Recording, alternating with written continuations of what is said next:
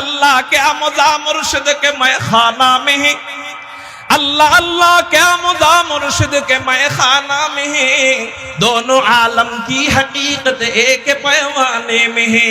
अल्लाहर नाम बोलतेও যার মজা লাগে, শুনতেও তার মজা লাগে, কেন মজা লাগবে না? কুরআনুল কারীমের মধ্যে আল্লাহ বলেন ফাযকুরুনি আযকুরকুম ওয়াশকুরুলি ওয়ালা তাকফুরুন।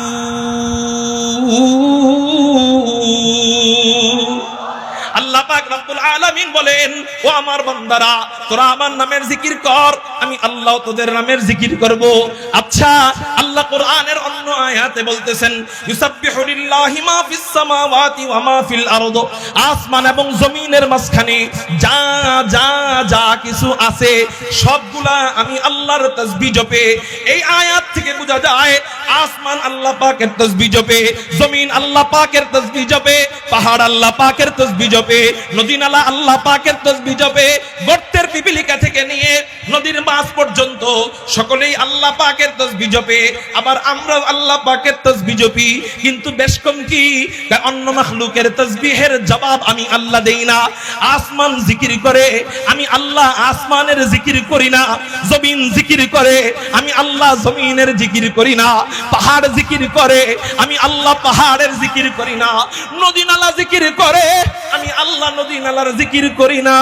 জিনেরা আমার জিকির করে, আমি আল্লাহ জিনেদের জিকির করি না।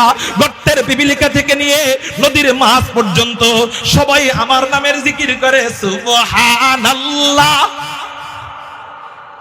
লা ইলাহা ইল্লাল্লাহ, সব আমার নামের জিকির করে, কিন্তু আমি আল্লাহ ওদের জিকিরের জবাব দেই না।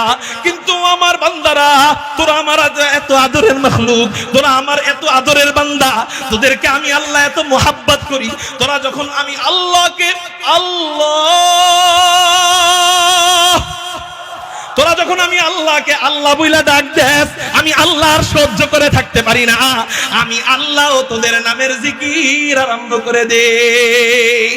এই জন্যই কবি বলেন আল্লাহ আল্লাহ কে মজা মুর্শিদ কে मैं खाना में, अल्लाह अल्लाह